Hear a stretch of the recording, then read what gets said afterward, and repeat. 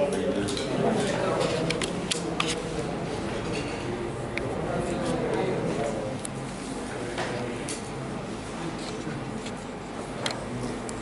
aunque con un poquito de retraso para no perder la costumbre, poco a poco vamos mejorando la puntualidad. Vamos a empezar.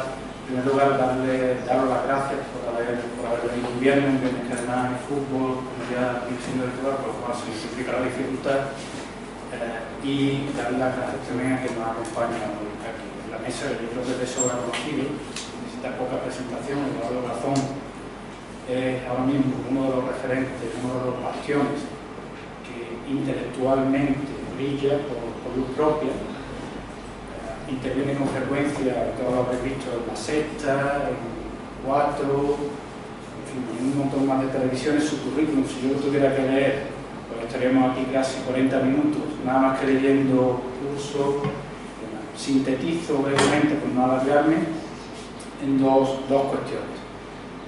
Académicamente, y por tanto, desde un punto de vista de su formación, intelectualmente, sería ese alumno al que todo el profesor aspira, un expediente académico brillante, es un alumno 10.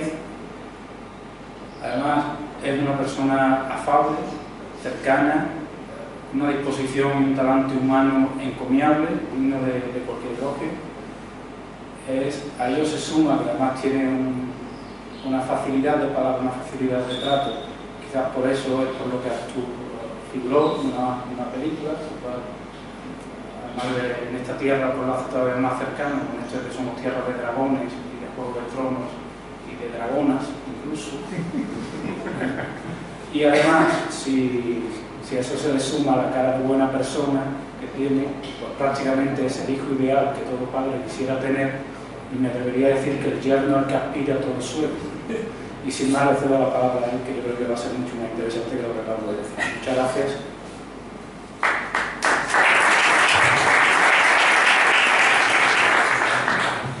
Bueno, muchísimas gracias, Manuel, por la cariñosa presentación. Tengo que decir que no es para tanto todo lo que ha dicho, y agradecerle, por supuesto, la invitación a la agrupación de aquí, a Izquierda Unida Osuna. Por supuesto, dar las gracias a todos vosotros y vosotras por estar aquí, a pesar de lo que se acaba de comentar, ¿no? de que haya fútbol a esta hora. Y para mí es un placer haber venido aquí, además a una localidad a la que nunca había venido, a pesar de que he vivido 6 años en Marchena. O sea que creo que tenéis motivo para recriminármelo, aunque decir en mi favor que tenía menos de 6 años, ¿no? Y a lo mejor vine y no me acuerdo. En cualquier caso, el tema que nos trae hoy aquí no es hablar de mi infancia, sino hablar de algo que al fin y al cabo se habla muy poco últimamente, ¿no? Porque es verdad que después de este año y pico de periodo electoral, todo lo que tiene que ver con la economía pasa a un segundo plano. Y parece que ya no se habla de la crisis, ya no se habla de los problemas económicos, ya nadie habla de la prima de riesgo, cuando hace 2 o 3 años era algo que salía todos los días en la tele. Y quizás nos pueda dar la sensación de que las cosas están bien, ¿no? o que al menos están mejorando. Y sin embargo, aunque eso pueda tener parte de razón, lo cierto es que está escondiendo algo verdaderamente grave. Y lo que digo de grave me gustaría no decirlo. Es decir, no soy más feliz por decir que hay problemas que la gente desconoce y que unos cuantos sí afortunadamente conocemos. Sino que estoy hablando de que estamos en una situación, en una coyuntura internacional que no es nada halagüeña. Y lo digo por lo siguiente.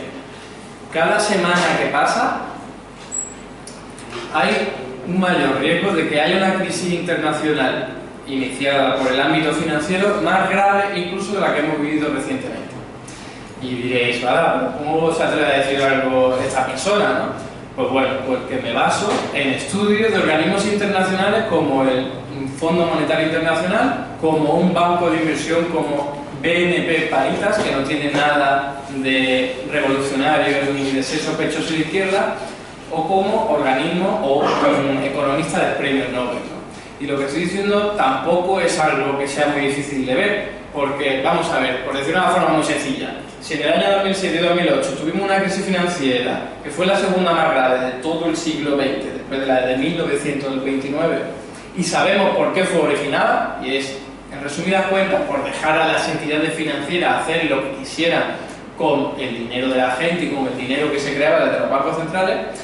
¿Y qué ocurre hoy día que se ha visto que esa fue la causa de la crisis?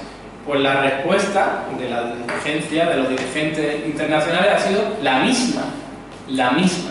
Que hay un problema porque hoy día el dinero no está circulando por la economía, ¿no? La gente no va tanto a comprar, la gente no recibe tanto salario, el Estado no gasta tanto en educación, en sanidad, y entonces hay menos dinero circulando por la economía y por lo tanto menos bienestar en la gente. Y la solución que se le ha dado ha sido, oye, pues vamos a poner el dinero en los bancos, vamos a crear directamente dinero, porque ya sabéis que como sociedad y como comunidad nos organizamos de una forma particular y ponemos un organismo público que se llama Banco Central a crear dinero, que se crea tecleando, que no creáis que el dinero hoy día es físico, el 97% de todo el dinero que existe es digital, son anotaciones electrónicas, solo un 3% son monedas y billetes, ¿no? Y se crea, como os digo, tecleando en teclados informáticos, ¿no? Pues bien, ¿qué pasa? Que dicen, pues vamos a crear todo el dinero que sea necesario para dárselo a los bancos privados, aquellos causantes en buena medida de la crisis financiera, a ver si así son capaces de poner el dinero en funcionamiento, en circulación, a través de créditos a familias y empresas. Porque dicen, joder, que las familias y las empresas no tienen dinero, las empresas no tienen dinero para invertir y las familias no tienen dinero para comprar. Fijaos lo que ha salido hoy del Instituto Nacional de Estadística, datos por parte de este organismo que dice el 96% de todas las empresas que hay en España no necesitan contratar gente. No necesitan contratar gente. ¿Qué quiere decir esto? Cuando tenemos un país con más de, o en torno a 4 millones de desempleados, que no hay puestos de trabajo para ellos. Cuando a nosotros se nos dice, y si nos engañan desde la Facultad de Economía, en que, Dios mío, es que si alguien no tiene un empleo es porque no se ha esforzado lo suficiente, porque no sabe suficientes idiomas, porque no se ha movido hasta la otra punta del país o del planeta para encontrar un trabajo, etcétera, etcétera. Cuando en realidad, la realidad es que no hay puestos de trabajo. Y eso se ve con los datos que yo os estaba diciendo de que las empresas españolas hoy día dicen que no necesitan mano de obra. ¿Por qué no necesitan mano de obra? ¿Cuándo contratan las empresas a gente para trabajar? Cuando necesitan contratarlo porque hay nueva clientela, hay gente demandando sus productos, sus bienes y servicios, y entonces dicen, oye, pues como me están pidiendo más de lo que puedo producir con la gente que tengo, voy a contratar a una persona más, produzco más y así se la ve. Por lo tanto, fijaos que el problema es de demanda, es decir, el problema es que la gente no tiene suficiente capacidad adquisitiva para ir a las empresas hoy día de España a consumir. Este es un problema coyuntural. Obviamente la economía española tiene una serie de problemas estructurales, tejido productivo de bajo valor añadido, sabemos que hay una relación de poder muy desigual, grandes empresas, muy pocas con mucho poder, que ahogan y asfixian a las pequeñas y medianas empresas y autónomos, etcétera, etcétera. Pero en cualquier caso, si tuviésemos que identificar un problema rápido, un problema que ahora nos está afectando y que también se podría solucionar de forma fácil, es la siguiente. Hoy día las empresas y las familias tienen una deuda tan elevada que obviamente el poco dinero que ingresan, ya sea por su actividad económica o por su salario, lo dedican a devolver esa parte de la deuda. No se van a poner a consumir más de la cuenta o a invertir si son empresas.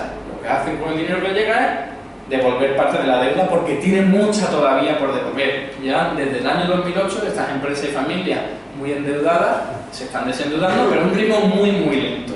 Y esto está estudiado en economía, se llama recesión de balance, ocurre en Japón desde el año 1990, es decir, ya más de 20 años en la economía japonesa, en la cual las familias y las empresas están tan endeudadas que no son capaces de invertir y de consumir y poner las ruedas de la economía a funcionar, y están en recesión desde hace 20 años, y allí además se le está intentando dar la respuesta, o mejor dicho, llevan más de 20 años haciendo lo mismo que estamos hoy haciendo, y que no funciona, y que en Japón lleva más de 20 años y no funciona, y que aquí tampoco está funcionando ni va a funcionar.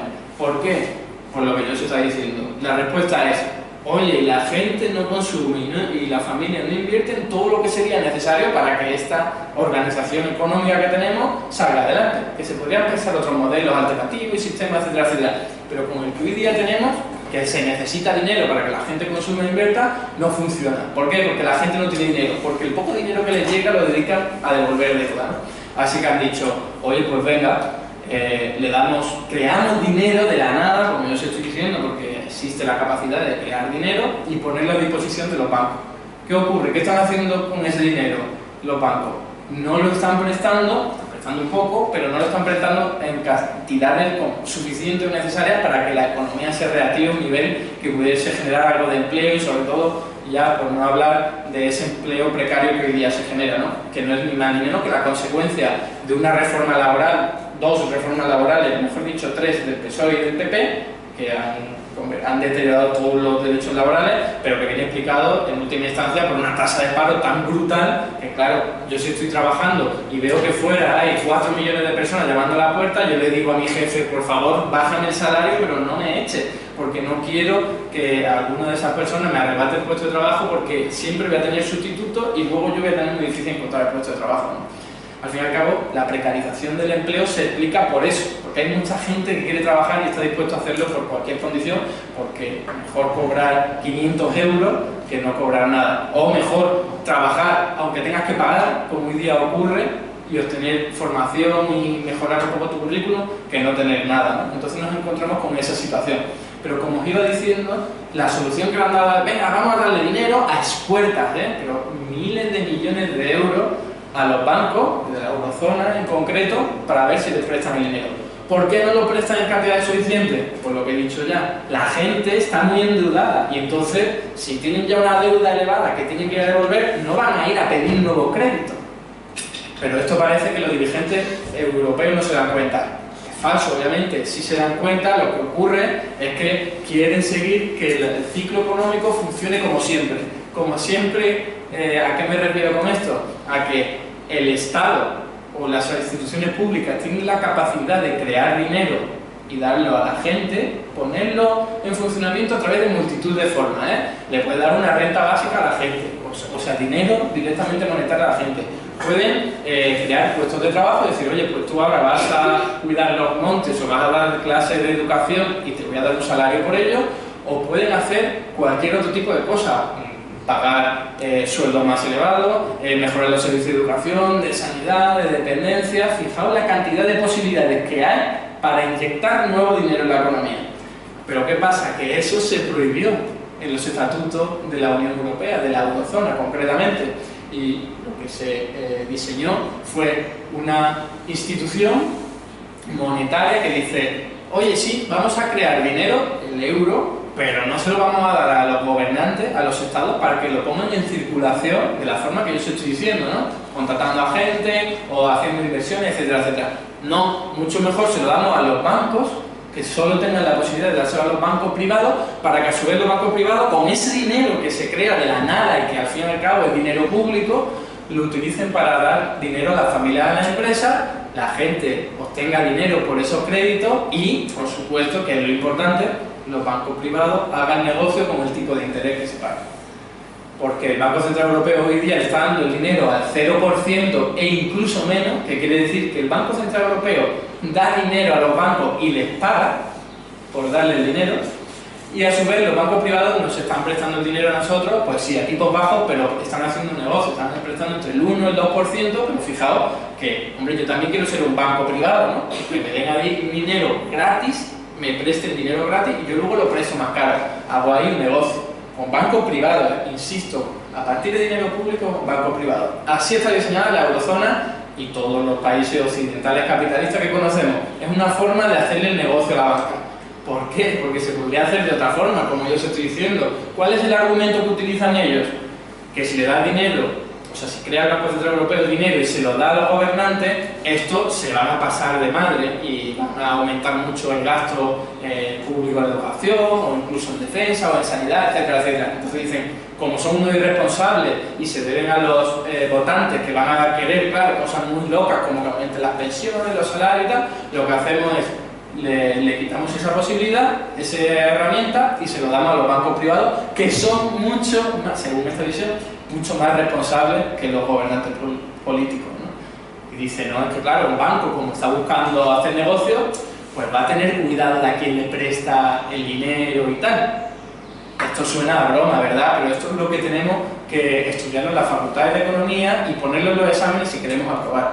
que los bancos son perfectos racionalizadores o distribuidores del dinero a través de los créditos porque saben perfectamente cuánto dinero hay que darle a la gente. Y digo que es de broma porque recordemos un poco cómo estalló la crisis del año 2007-2008. Para aquel que no se acuerde, fue las hipotecas subprime, esas de hipotecas basura, que eran los bancos dándole préstamos a gente que no tenía ni trabajo, ni casa, ni empleo. Ni trabajo, ni casa, ni ningún tipo de renta. Entonces, obviamente, si eso es una forma racional y responsable de dar el dinero a la gente, lo que ocurre, claro, es que luego esa deuda que tenían contraído los bancos, ¿no? Pues estaban esperando a que le devolviesen el dinero, le pasaban el marrón a otros bancos y lo distribuían, lo cortaban en pedacitos y lo distribuían por el planeta, ¿no? Pero fijaos que es así como nos hemos regido y después de la crisis esa que hemos sufrido, oye, pues habría que pensarse, esto hay que cambiarlo, ¿no? Porque no ha funcionado y ha sido esto un despiporre, los bancos han dado demasiado crédito, han creado burbujas de todo tipo, la inmobiliaria, la bursátil, de todo tipo, y entonces lo que ocurre es que habría que cambiar la idea. Pues no. A pesar de que en el año 2008 y 2009, no sé si os acordáis, que los capitalistas y los poderosos y la élite capitalista se acojonó, si me permitís la expresión, porque no sé si os acordáis de que después de aquel crack importante desde el año de septiembre de 2008 salieron dirigentes muy destacados como Sarkozy a decir, uff, el capitalismo ha fallado, hay que reformularlo, ¿no? Salieron otros dirigentes diciendo, ostras, los paraísos fiscales han sido un problema y han desestabilizado la economía, han provocado una crisis, ¿no? Y aunque al principio están dispuestos a, claro, reformar su sistema para que no se desmadrara todo y para que no hubiese demasiada temperatura y un caldo de cultivo que generara una respuesta por parte de las clases populares que pusiese en riesgo sus beneficios, pues lo que hicieron es, oye, pues quizás habrá que cambiar. Pero de una u otra forma ganaron la batalla y lo que hicieron, en vez de retroceder y dar marcha atrás, lo que hicieron fue apretar y dar una vuelta nueva de tuerca, ¿no? Y ahí lo estuvimos viendo y lo seguimos sufriendo, cómo han seguido haciendo lo mismo, es decir, siguiendo en su objetivo de reducir o controlar los salarios, como ellos lo llaman, de reducir el tamaño del sector público, de liberalizar los mercados, no sé si suena el TTIP, que por suerte es muy probable que se paralice, pero hay otros tratados muy parecidos como el CETA o el TISA, que lo que vienen a decir es que las empresas, sobre todo las grandes, hagan lo que les dé la gana, que si tienen algún tipo de condición de seguridad o de higiene para proteger a los consumidores, que las relajen, que tampoco pasa nada por lavar pollos con cloro, ¿no? Como hacen algunas empresas estadounidenses, que aquí está prohibido pero allí no, y dicen, bueno, pues da igual, con tal de que la economía salga adelante, lo que sea, ¿no?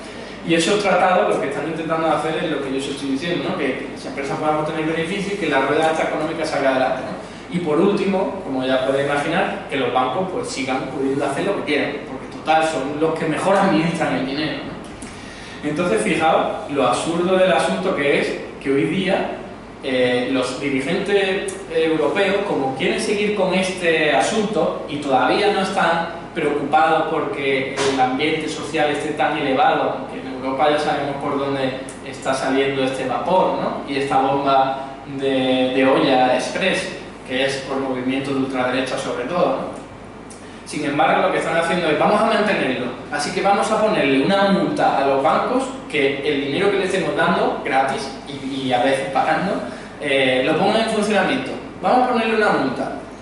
Y se ha llegado a cosas, bueno, todos los bancos centrales del mundo lo están haciendo, y esto es algo que no ha ocurrido nunca, ¿eh? Están, insisto, inventándose una nueva etapa del capitalismo internacional, que no ha ocurrido nunca y por lo tanto no sabemos a lo que va a deparar, pero seguro que no es nada bueno.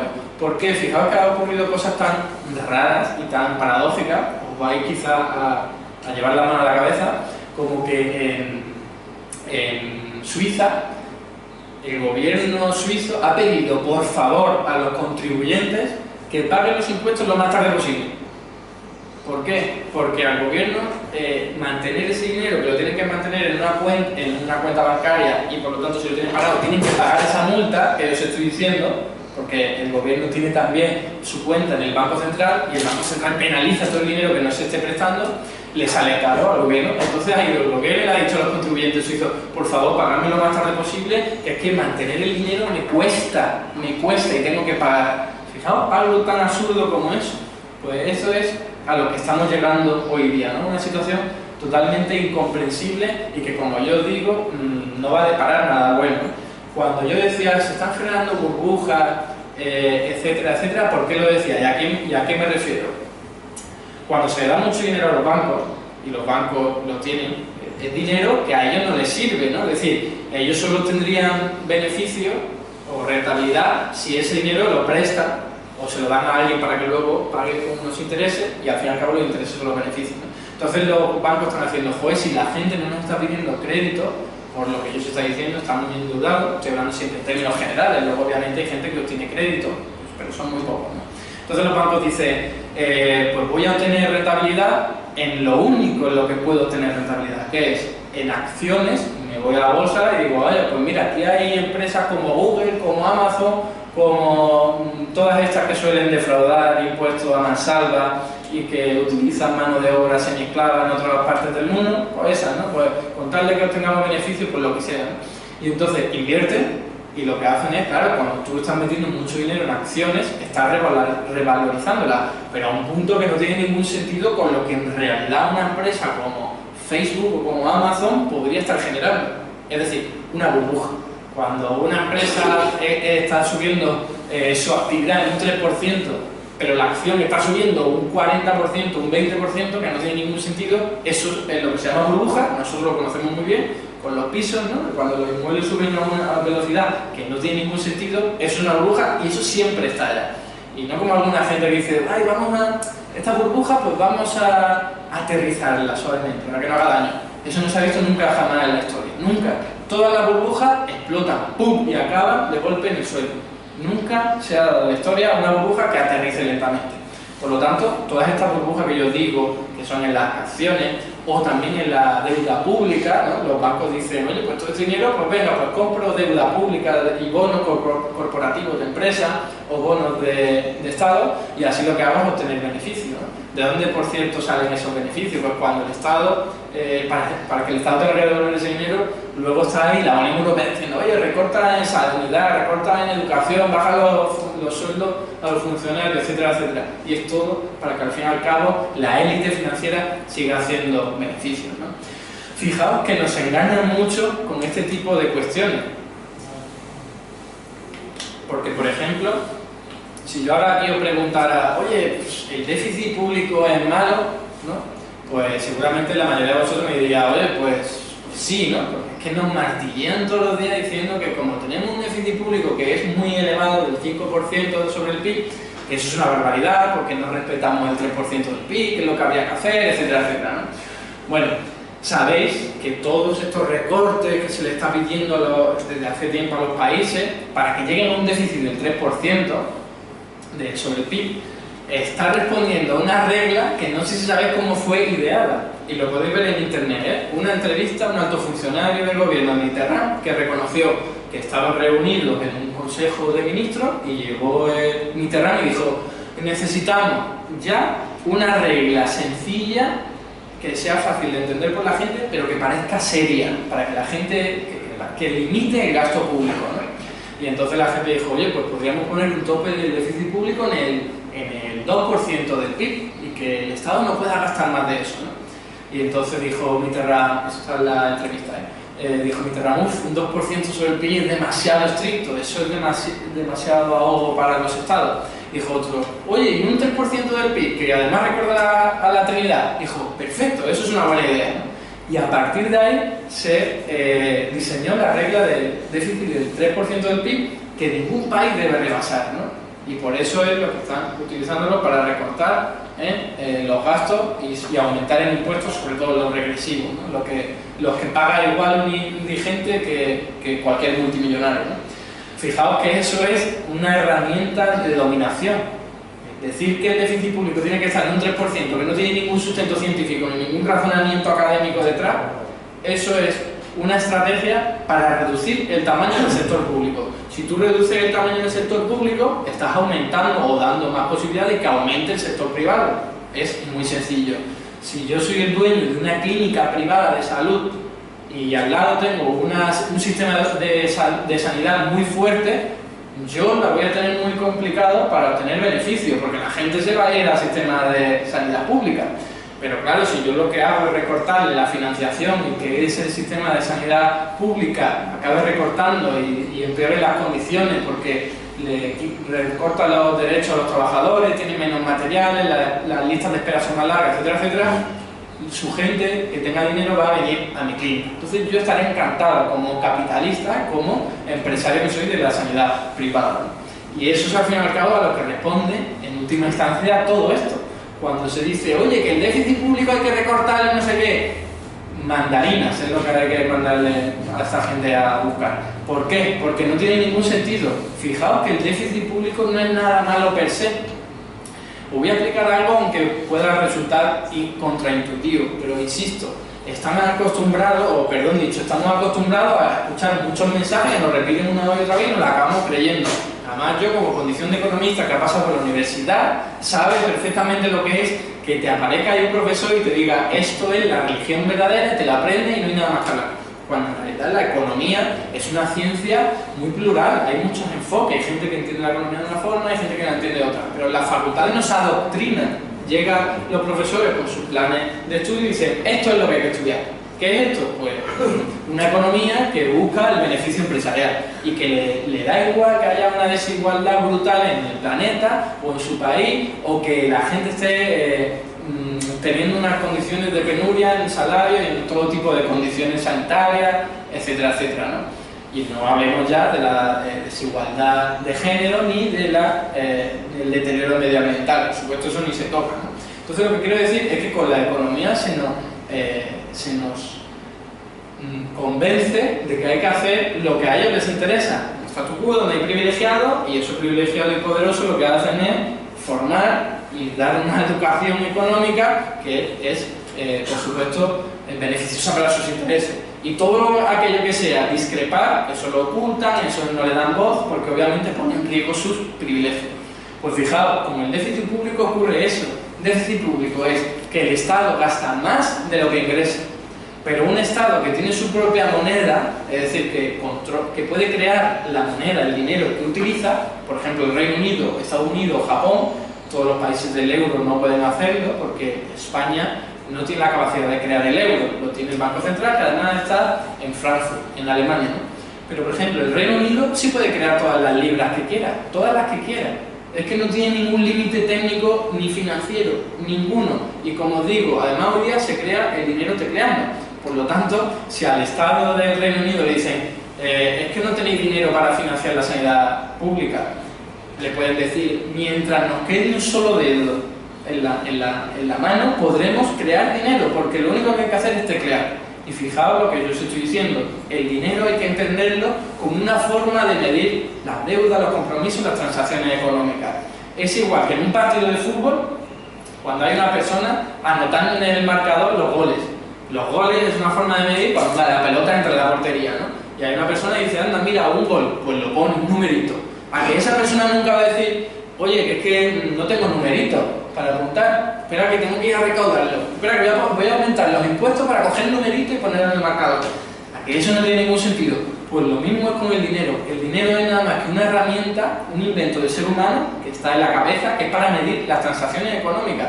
Si hay más transacciones económicas, pues las apunto con numeritos y las plasmo en la realidad, en anotaciones electrónicas, en moneda, en billetes, lo que me dé la gana. Pero lo importante es entender que el dinero no es más que una invención del ser humano y por lo tanto, igual que puedo crear numeritos infinitos en los marcadores en un partido de fútbol, puedo hacer lo mismo con el dinero. Ojo, que se pueda hacer no quiere decir que sea bueno hacerlo, porque eso tiene sus límites. No puedes crear todo el dinero y eso que no tenga consecuencias. Pero de ahí a lo que hoy día ocurre, que es ni de coña crees el dinero, que lo hagan los bancos, que saben hacerlo mejor, hay un trecho muy grande.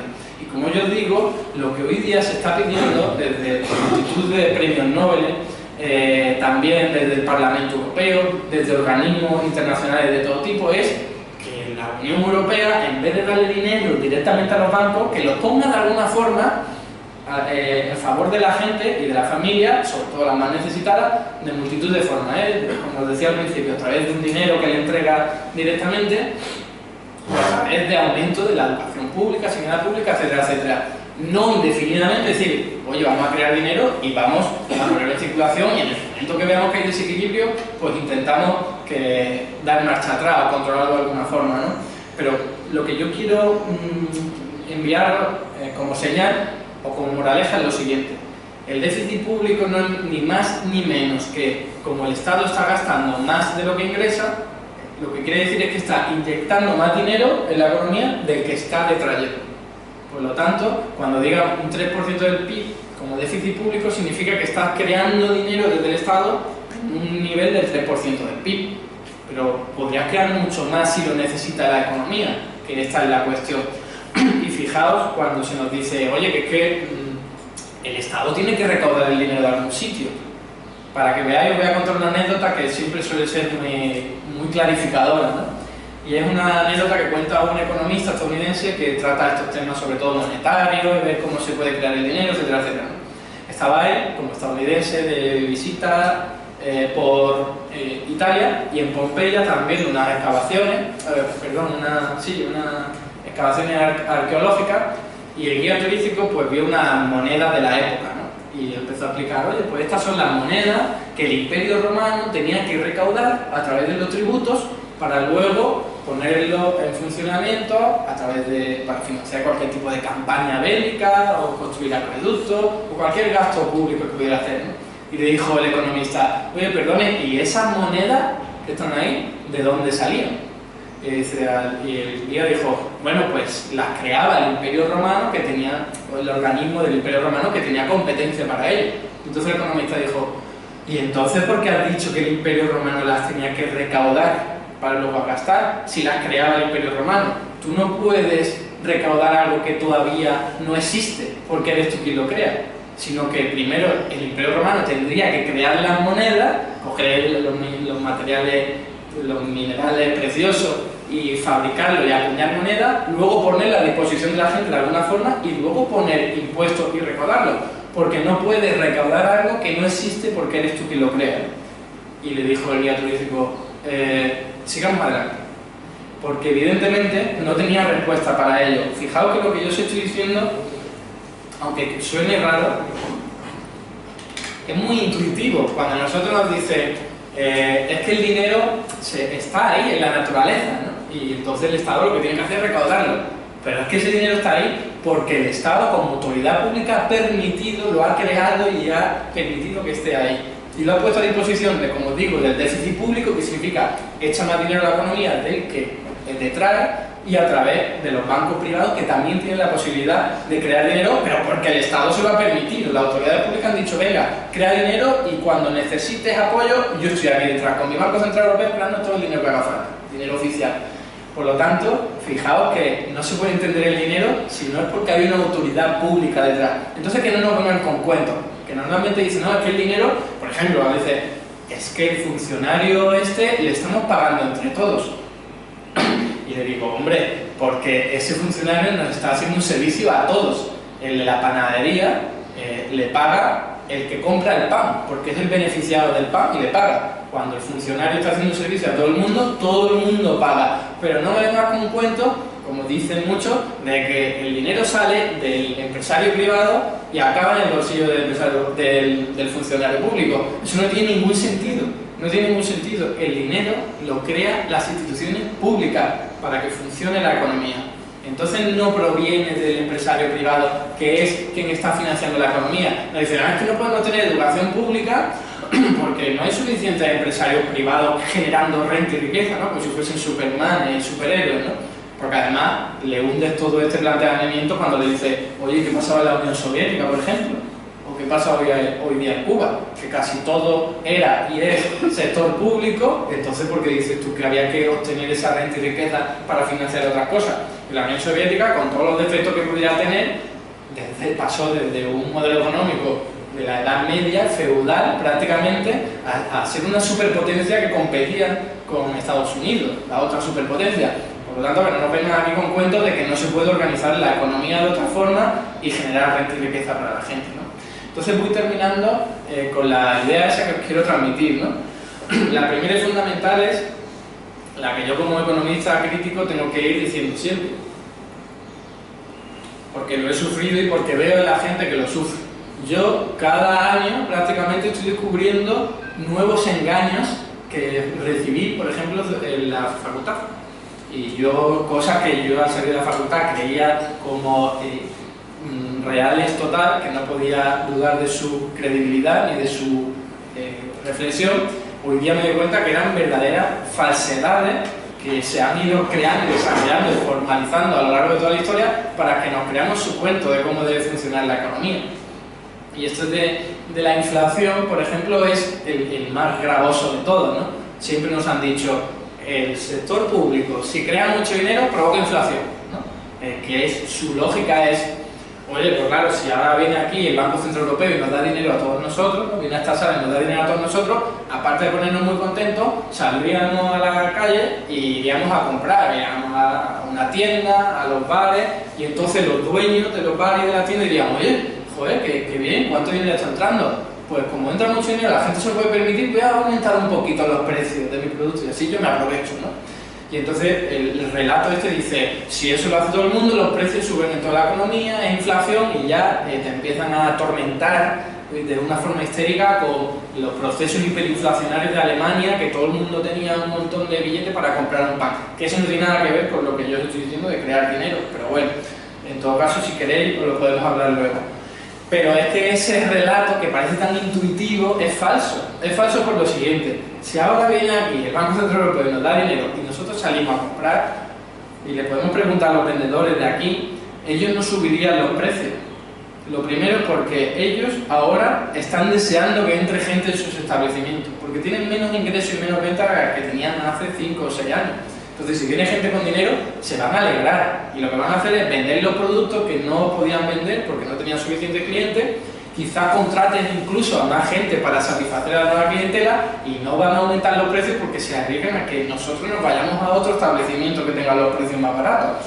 Entonces, la cosa no es tan sencilla como la que nos cuentan, sino que creando dinero y dándoselo a la gente con mesura, con control, puede permitir que aumente la actividad económica. Es decir, que nosotros vayamos a las tiendas y aumenten las ventas de estos establecimientos, ¿no? Insisto, esto es algo que se está pidiendo desde determinados círculos de economistas, organizaciones, el Parlamento Europeo, desde el año 2013 lo viene reclamando, y Izquierda Unida últimamente está por esa labor, ¿no? La labor de decirle al Banco Central Europeo, mira, dejar de crear dinero y dárselo a los bancos que no lo están poniendo en circulación y no están haciendo ni siquiera su negocio y los tenemos que rescatar de otras 1000 formas porque no salen del agujero, dárselo a la gente de una forma controlada, a la gente más necesitada, a las empresas más necesitadas, y ya verás cómo la economía se reactiva.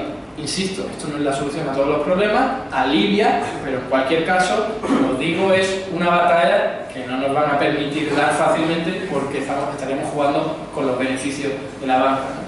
Entonces, terminar recordando lo siguiente, y es que no nos pueden nunca engañar de esta forma diciendo, oye, que es que la economía o funciona así o no funciona, y la Unión Soviética fue la única alternativa posible y fracasó, y entonces ya no hay otra cosa, ¿no? Y que no nos diga, y que nosotros seamos conscientes de lo contrario, que en pleno siglo XXI no somos capaces de organizarnos de una forma digna para toda la población. Es decir, ¿cómo es posible que en pleno siglo XXI, con la tecnología y los adelantos tecnológicos que tenemos, que somos capaces de hacer milagros, pensarlo de verdad, que a veces se nos olvida, parémonos a pensar, somos capaces de viajar a la Luna? Eso es un milagro que para un animal como es el ser humano, que no podíamos imaginar hace poquito tiempo, ¿no?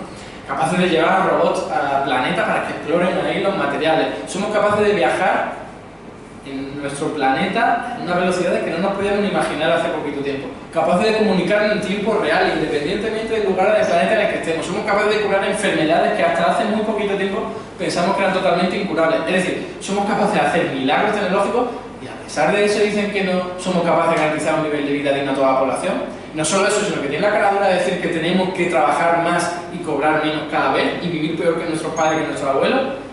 Evidentemente eso no tiene ningún sentido y no hace falta ser economista para darse cuenta que aquí hay gato encerrado, y el gato encerrado tiene nombre y apellido, y es sistema económico capitalista, que sí, que genera mucha renta y riqueza, pero que la concentra muy poquitas manos, y que las pocas herramientas que existían y que existen para redistribuir de alguna forma esa renta, que son los impuestos y luego los gastos lo inyecto en la economía a través de gasto público y tal, cada vez está siendo recortado, sobre todo por los paraísos fiscales y sobre todo por las políticas de austeridad.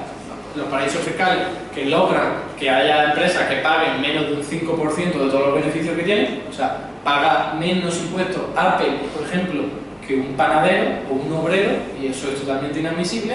Y por otro lado, pues las políticas de austeridad que están recortando todo lo posible el sector público, ¿no? Entonces tengámoslo en cuenta, que la cuestión, o sea, la solución es de carácter político, evidentemente. Hay un statu quo en lo que la gente se beneficia, hay unos privilegiados y hay gente que no se beneficia tanto del sistema, y hay gente totalmente castigada. Y los de arriba tienen mucho más poder, mucho más medios para controlar que la cosa no cambie. Y eso al fin y al cabo es lo que se dedica pues, todos los medios de comunicación, todos los sistemas educativos con los que estoy diciendo de economía, ¿no? Los que te dicen, no hay otra posibilidad, así que haz esto, ¿no?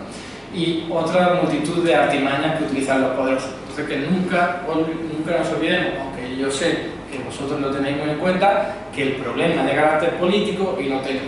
Yo como condición de economista, después de ver y analizar muchísimas cosas, investigar todo tipo de cuestiones, lo tengo más claro que nunca. O sea, capacidad técnica tenemos para que todos los habitantes del planeta Tierra podamos tener un nivel de vida digno y al mismo tiempo respetar los límites medioambientales. Por lo tanto, que no se nos olvide eso, que es una cuestión política y no técnica. Y nada más, pues muchas gracias.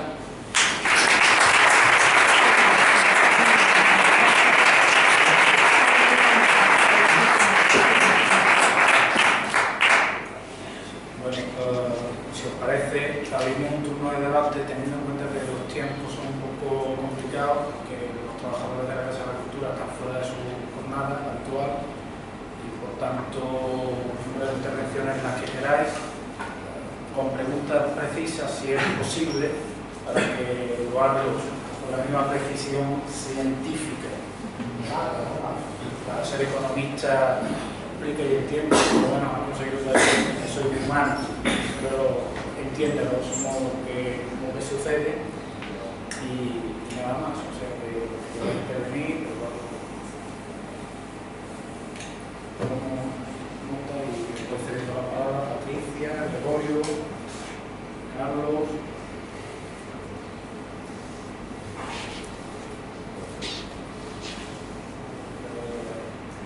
Rafael.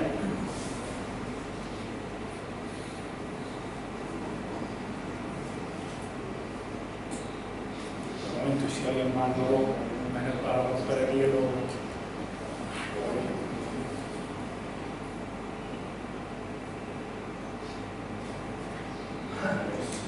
Patricia. Bueno, yo quería preguntarte una cosa. Por supuesto que la solución a esta situación es política, pero parte de la solución política pasaría porque la élite intelectual de este país se mojara, se implicara, y yo lo que quiero preguntarte es que cómo se justifican a sí mismos los profesores de economía el adoctrinamiento que es el que perpetúa la visión de que el capitalismo es la única opción posible.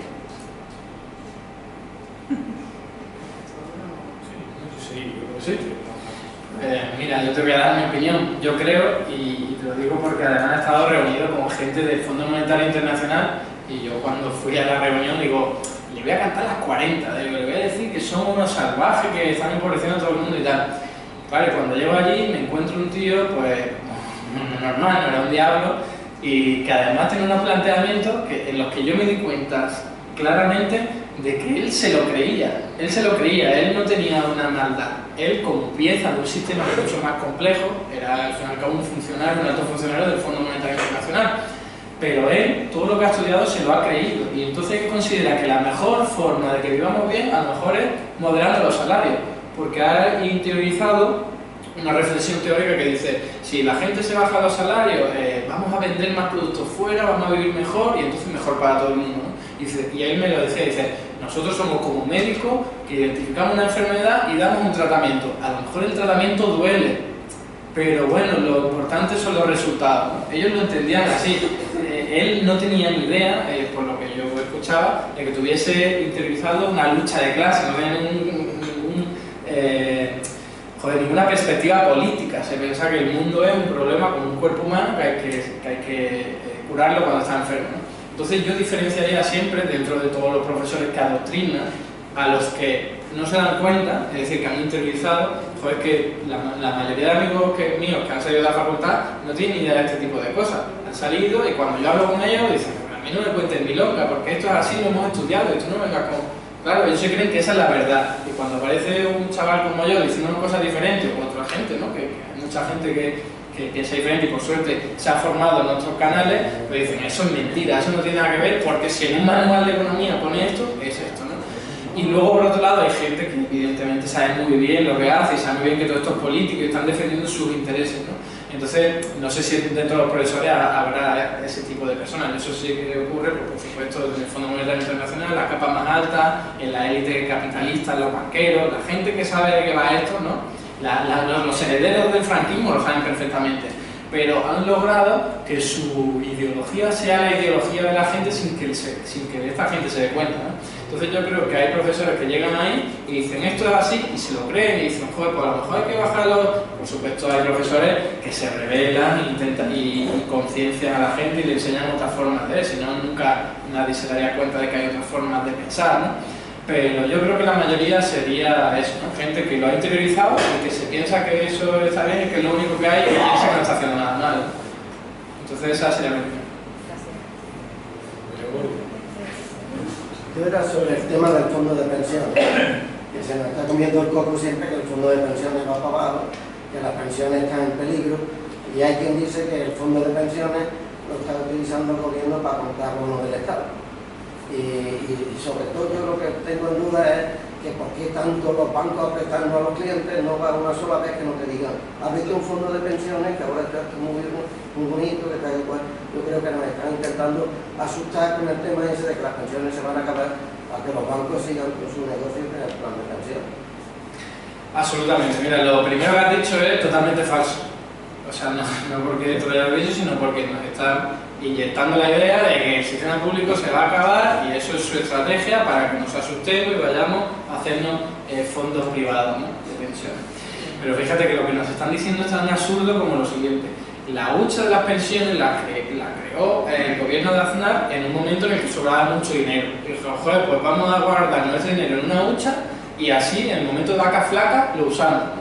Entonces, según esa teoría, según ese planteamiento, que podemos estar de acuerdo o no, yo no estoy de acuerdo, yo hubiese preferido que ese dinero se hubiese utilizado para otro tipo de cosas en aquel momento, ¿no? Mejorar las pensiones, más bajas, etcétera, etcétera. En cualquier caso, si uno acepta esa premisa, es lo que se está haciendo hoy día, ¿no? En momento de vaca flaca, pues se tira del dinero de la hucha de las pensiones.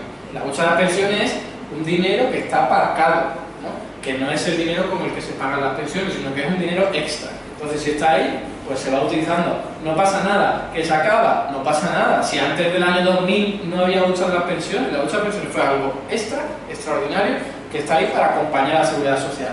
Que se acaba la hucha, no pasa nada, porque es como si estuviésemos antes del año 2000, que se pagaban las pensiones, ¿no? Y dice, es que se está utilizando para pagar fondos públicos. Pues eso es cierto, para comprar bonos públicos, ¿no?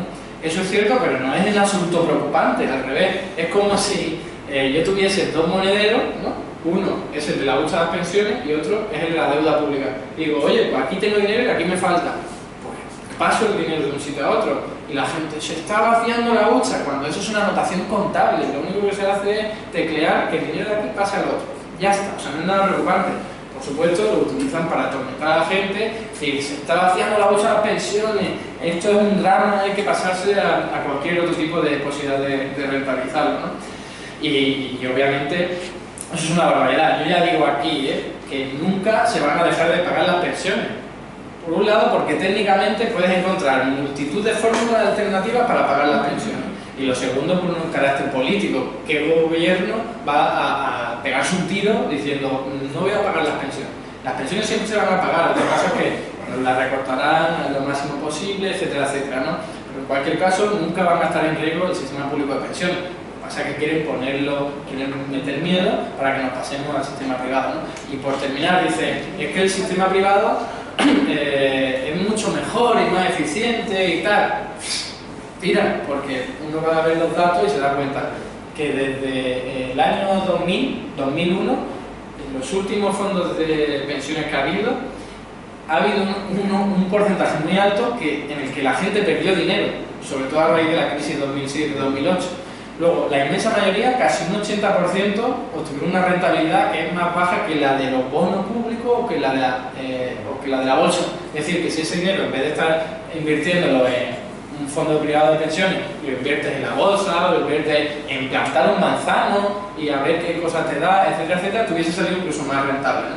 Entonces, eso es otra forma de que los bancos sigan haciendo negocios, como os digo, haciendo todavía más ricos a los más ricos, ¿no?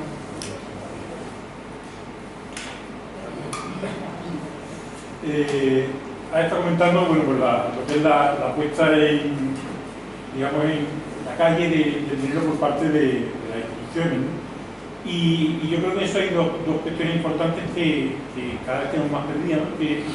Y que profundizara un poquito en explicar lo que significaría el que realmente tuviéramos una banca pública fuerte, que pudiera tener una incidencia, y luego también la importancia de que los sectores energéticos, de los que depende tanto la economía, pues fueran también controlados por los poderes públicos.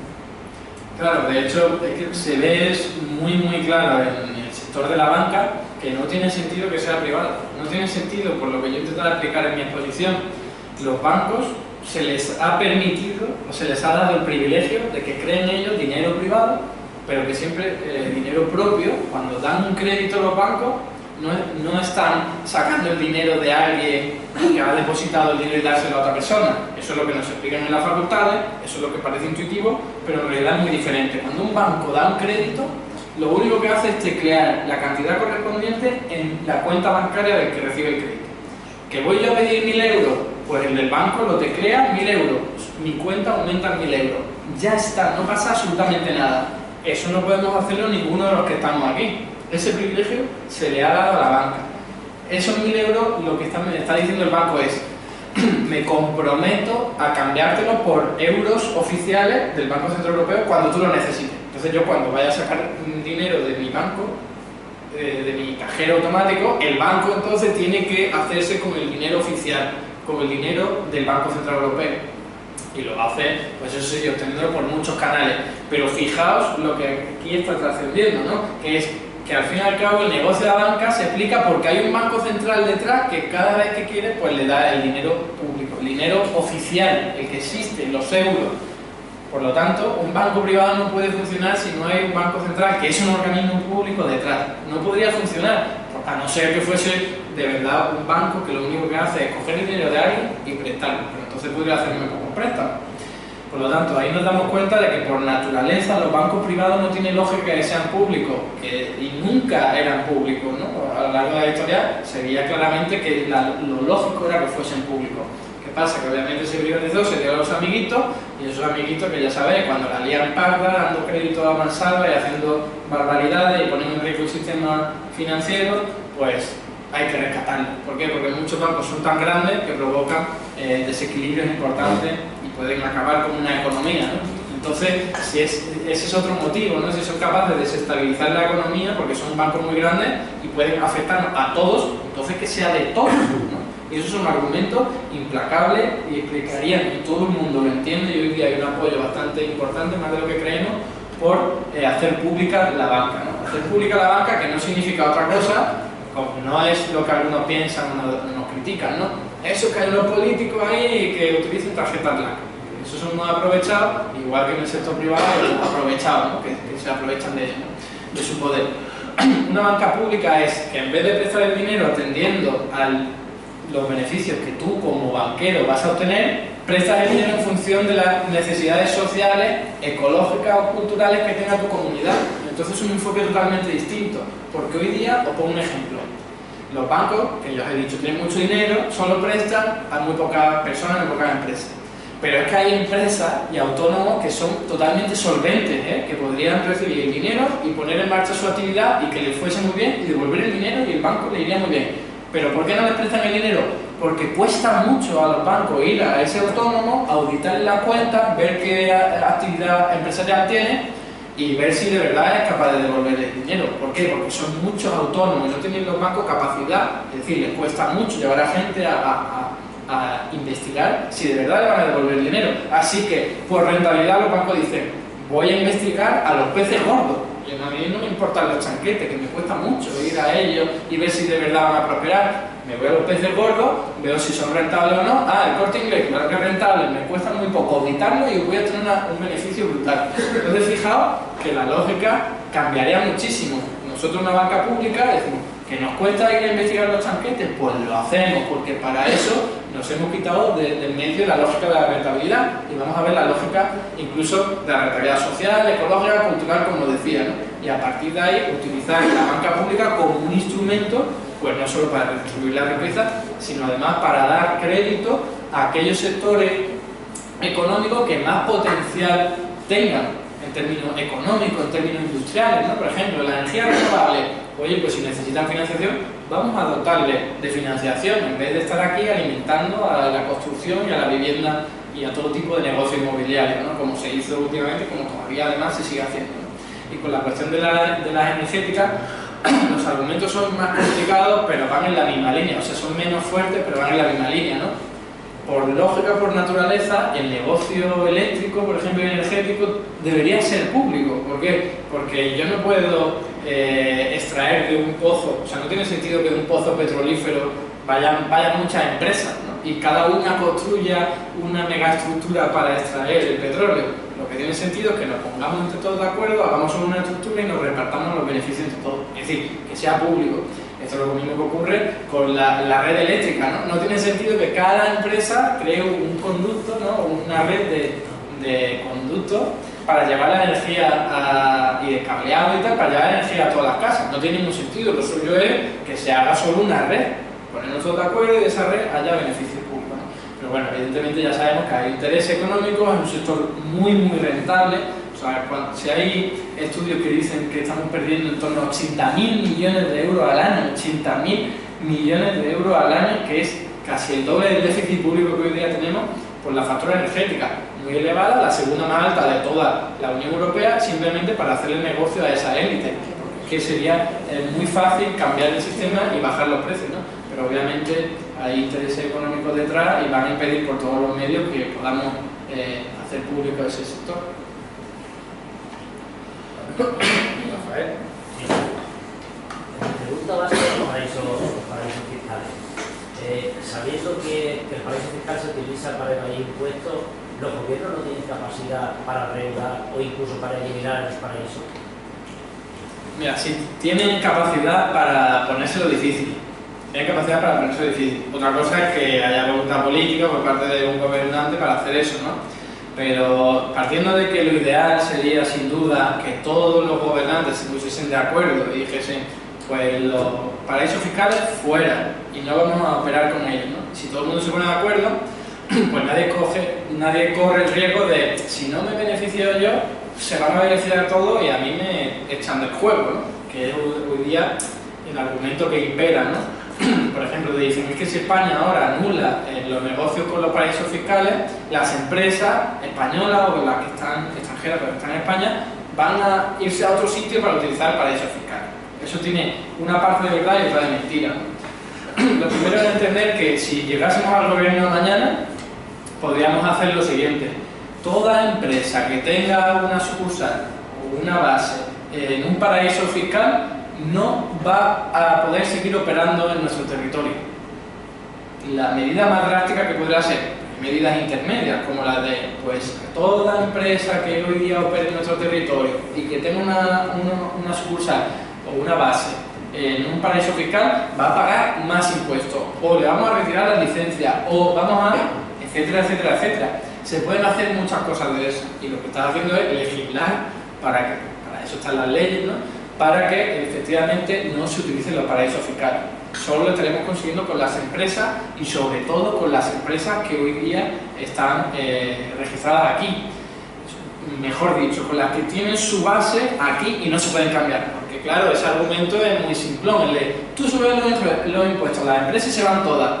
Dices tú, oye, me gustaría ver cómo se llevan en un helicóptero todos los Cortes Inglés que hay por toda España, a otro país. Me gustaría verlo porque sería muy interesante. O que lo hagan con las sucursales del Santander, sería súper interesante también. O con las gasolineras de Repsol, o con los establecimientos de Inditex. Estaría muy chulo verlo, porque es imposible que eso ocurra.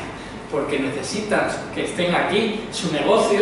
¿De dónde obtienen sus beneficios? Que nos vienen aquí como el cuento. Sus beneficios provienen de aquí, de nuestros bolsillos, cuando vamos a la gasolinera, cuando vamos a ese banco, cuando vamos a la tienda de Zara a comprar sus productos. Entonces a ellos lo que les interesa, ¿por qué están aquí esas tiendas y no están en Somalia o en Haití, donde apenas la gente tiene dinero? Pues porque nosotros tenemos capacidad adquisitiva, cada vez menos desgraciadamente, y entonces lo que les interesa es estar aquí. O por decirlo de otra forma, ¿por qué no están todas las empresas en el único país que tengan menos impuestos de todo? ¿No? Porque si la lógica fuese tan simple como las empresas se van al país que menos impuestos cobre, pues entonces estarían todas las empresas en un país, que seguramente sería un paraíso fiscal o Irlanda, etc. Pues obviamente porque la cosa no es tan sencilla, las empresas necesitan pues, una infraestructura, necesitan una regulación legal con la que puedan operar, necesita que haya seguridad en un país para que la gente no les vaya a robar y no haya delincuencia, necesitan trabajadores formados, sobre todo además por la educación pública que pagamos entre todos, necesitan tener unas carreteras que les lleven las mercancías y que sean lo mejor posible para que efectivamente su negocio pueda prosperar, etcétera, etcétera. Esas son capacidades que tiene un país como España y aunque le suban los impuestos no se van a ir con tanta facilidad. Y a las tecnológicas, aquellas que operan desde distancia como Apple, Facebook, Amazon y tal, hay otra forma, lo estamos viendo con el Reino Unido, que se han puesto relativamente serios y le han dicho, oye, se acabó esto. Todo lo, fijaos, lo fácil que es. Hoy día, según la legislación, es, vas a pagar impuestos donde obtengas los beneficios, ¿no?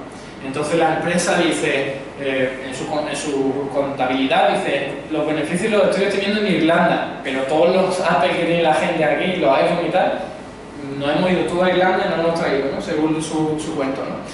Pues es tan sencillo como decir, cada empresa va a pagar los impuestos en función de su nacionalidad, por ejemplo. Entonces Apple va a pagar los impuestos en función de la nacionalidad de Estados Unidos. No donde la haya obtenido, no. Donde sea su nacionalidad o en función de las ventas, porque se le puede ir a Apple y decir ¿cuánto has vendido en Madrid? Pues tanto, pues vas a pagar en función de esto, no me vengas con cuentos contables de que has obtenido los beneficios en Irlanda, ¿no? Entonces, un poco para comentar eso, que hay posibilidades desde lo nacional, lo ideal sería generar global y tal, pero desde lo estatal se pueden hacer muchas cosas, muchas cosas que no haya voluntad política. Pero haberme explicado lo mejor posible. Yo quería que brevemente entraras en el debate sobre la renta básica. Últimamente he visto que en Finlandia en el 2007 van a hacer una experiencia social y yo sé que eso genera mucho debate y me gustaría que entraras un poquito. Vale, mira, yo creo que es un tema muy interesante, no da tiempo aquí a aclararlo todo. Te voy a decir muy resumidamente mi opinión, claro. Y es, hoy día ya tenemos una renta básica universal. Una renta básica universal, para que el que no lo sepa, es una asignación de dinero a todo el mundo independientemente de su condición de raza, sexo, etcétera, etcétera, ¿no? Y de renta, o sea que lo recibiría botín también. Ya tenemos una renta básica universal, ¿cuál es? Educación pública y sanidad pública. Solo por el hecho de haber nacido, incluso botín, ¿no? Me estoy refiriendo a la hija, ¿no? A la Patricia Botín, tiene derecho a utilizar la sanidad y la educación pública. Entonces eso es una renta básica universal. Lo que ocurre es que está en especie, es decir, en vez de darle un dinero y que tú elijas en qué te lo vas a gastar, el Estado dice, te lo vas a gastar en educación y en sanidad si lo necesitas. Y esa es la renta básica que yo creo que deberíamos aspirar todos, es decir, que la gente tenga siempre, solo por el hecho de haber nacido, la posibilidad de educación y sanidad, por supuesto una pensión digna, transporte gratuito, una vivienda y energía suficiente para vivir, tanto en el cuerpo, alimentación con calorías para vivir, como en casa. Calor en invierno, frío en verano, para que nadie muera por eso, ¿no? Nadie pase penuria. Yo creo que esa es la renta básica universal que todos querríamos. Y a mí me parece que la de dar dinero tiene un riesgo, y el riesgo es que es muy difícil controlar en qué se lo van a gastar luego. O se lo gastan en ir a... O sea, voy a caricaturizar el tema, pero se pueden gastar en ir a cazar o en ir a los toros, a las corrida de toros, a lo mejor la gente o nosotros como proyecto pensamos que no es lo ideal, o podrían ir, yo qué sé, hacer cualquier otro tipo de cosas que a nosotros no nos parezca conveniente desde una perspectiva política, ¿no? Entonces yo creo que lo mejor sería dar una renta básica en especie y solo la monetaria en el caso que nos cueste llegar a implementar eso, ¿no? Por eso digo yo que tiene un riesgo y es sobre todo el siguiente, ¿no? Es la concepción individualista de la sociedad, ¿no? La de, toma, te doy dinero y tú haz lo que quieras. Pero oye, o sea, lo que quieras es formate si quieres, o dedícate a la pintura si quieres, o estate de ocio si quieres durante un tiempo porque quieres descansar. Y yo creo que eso tiene un riesgo y es el siguiente. Nosotros como sociedad sabemos que hay compromisos, obligaciones y todo tipo de cuestiones que debemos hacer entre todos, o deberíamos hacer entre todos, como cuidar a los ancianos, cuidar a los niños, cuidar el medio ambiente, retirar los residuos. Hay cosas que quizás la gente, si tú le das dinero, pégalo, pues a lo mejor no se pone a cuidar a los ancianos porque no le gusta, porque le parece desagradable, o a retirar los residuos. Entonces yo creo que una renta básica peca de eso, de individualismo, de que hay una posibilidad de que se esté fomentando eso. Por eso yo preferiría que estuviese canalizado a través de principios políticos de, oye, no, vivimos en sociedad y hay una serie de cosas que hay que hacer. Entonces vas a tener garantizadas tus condiciones de vida, pero hay una serie de cosas que no te vas a estar matando, pero al menos contribuye a realizar un trabajo que sea útil para la sociedad. Esa obviamente es mi opinión. Si no me falla la vista, tengo una palabra más pedida que la de Santiago. Si hay alguien más que quiera hacer alguna pregunta, intervenir o hacer alguna reflexión, lo vuelvo a repetir por favor con un poco de precisión y concisión, porque si no nos vamos comiendo tiempo y los trabajadores de la Casa de la Cultura pues tienen derecho a ver. Soy yo el que se lo puede hablar. Entonces, Santiago y Pepe, que creo que también ha levantado la mano al fondo y no creo que me deje nadie atrás. Eduardo, he esperado al final para ver si comentabas algo de la economía sumergida. No ha salido en tu charla y tampoco en el tema de la pregunta. Como el tema es complejo, por lo menos apuntar si podría tener algún tipo de solución. El tema de la economía sumergida. Y luego una cosa, una aclaración para el comportamiento de las entidades financieras actualmente hoy. Las entidades financieras están dando los préstamos y hacen una publicidad y dicen sin intereses. Los préstamos a un año, sin intereses, solo comisiones. La comisión puede ser única, el 5%, o dos, formalización y apertura, no hay dinero. En una operación a un año es un TAE del 9,97. Ellos han traído el dinero al 0% y lo están colocando al consumo al casi 10%.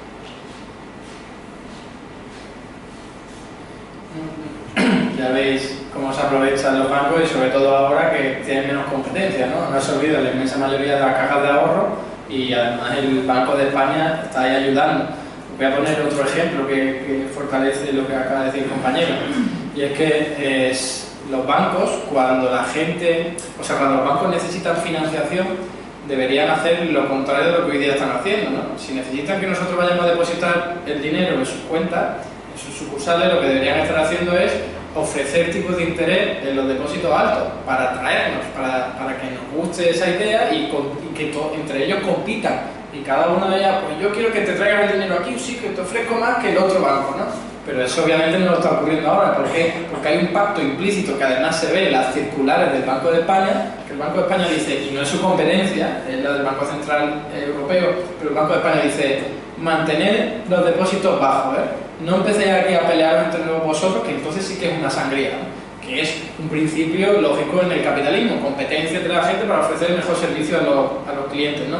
Pues eso no se cumple en la banca, precisamente por la connivencia del Banco de España. Y de la economía sumergida no he dicho nada porque en parte la solución se daría sola con todo este tipo de cosas. Es decir, yo en la economía sumergida diferenciaría pues fraude fiscal que comete alguna gente que tiene mucha cara, que vive más o menos bien y que quiere vivir mejor, pues evadiendo impuestos y realizando un tipo de cosas que no van a contar oficialmente y por lo tanto se reconoce como economía sumergida. y al mismo tiempo pues con la gente necesitada que sabe que pagando los impuestos, o sea, si declarara su renta y su actividad económica, pasaría a pagar unos impuestos que no le servirían para tener, al menos en ese momento, un nivel de vida digno. Entonces, claro, ese sería el verdadero problema de la economía sumergida que nos interesaría solucionar de alguna forma, y creo que la mejor forma sería cuando uno ha conseguido que la economía funcione de una forma positiva, con la riqueza y renta distribuida y que la gente tenga un nivel de vida digno relativamente asegurado, entonces ya no habría esa necesidad de acudir a la economía sumergida, de no declarar tu renta, de no declarar tu actividad económica para poder vivir o para poder sobrevivir. Entonces yo creo que a esa parte de la economía sumergida se solventaría solo si, por ejemplo, creásemos empleo para todo el mundo, que es una de las propuestas de Izquierda Unida, ¿no? Trabajo garantizado, a llegar no en un año, pero que sí se podría hacer en unos cuantos años si hubiese verdadera voluntad política, ¿no? Porque claro, yo me imagino una sociedad en la que la gente tenga garantizada al menos un puesto de trabajo con un salario que no es muy alto, pero que te permita tener un nivel de vida digno.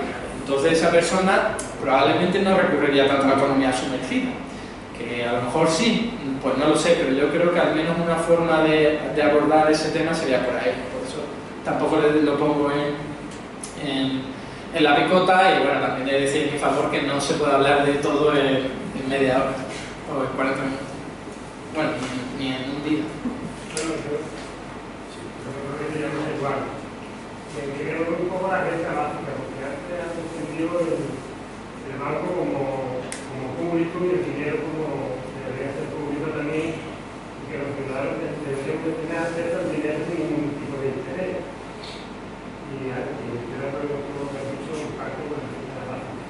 Pero me quedé un poco pillado cuando dices que la cuota monetaria de la renta básica le tiene un poco de desconfianza, de miedo. Por qué llega a desconfiar también cuando el dinero, la cuota monetaria, que hay una cantidad de gente que realmente lo necesita, aparte de lo que has dicho antes, yo creo que sería beneficioso para la sociedad recibir una cuota monetaria donde esa cuota monetaria nos daría más libertad a la hora de poder decidir cuál es nuestro camino, o decidir nuestra vida un poco mejor que con esa cuota monetaria. Y creo que es un poco de dinero público, de la banca pública y del dinero que tienen a la monetaria de la renta básica. Sí, a ver, yo cuando he dicho lo de la renta básica he adelantado que es un debate complejo, polémico y que en poco tiempo no me da tiempo a expresar mi opinión, ¿no? Ni a que pudiésemos abordar el tema. Yo no he dicho que me dé miedo llevar una renta básica, es decir, yo prefiero 1000 veces una renta básica monetaria, ¿no? De 650 euros mensuales a todo el mundo, como hoy día se propone, antes que lo que hoy día tenemos. Por supuesto que sí, o sea, yo lo firmo ya y además te digo, es plenamente factible a pesar de lo que digan los de derecha, ¿no? Que no quieren que se haga, etcétera, etcétera. Ahora, lo que yo digo es, yo lo veo mejorable, mi punto de vista es, no vamos a ir orientándonos hacia otra cosa, porque eso es un poco lo que nos han metido en la cabeza, de que tengamos libertad, ¿no? Nos han metido en la cabeza de que tenemos libertad teniendo dinero, cuando eso es un concepto muy estricto de la libertad, ¿no? Porque es verdad que un mendigo hoy día, pues dicen que tiene mucha libertad civil, pero si no tiene dinero no puede comprar. Pero es que, insisto, y pongo el ejemplo sarcástico o ridículo que ponía antes, ¿no?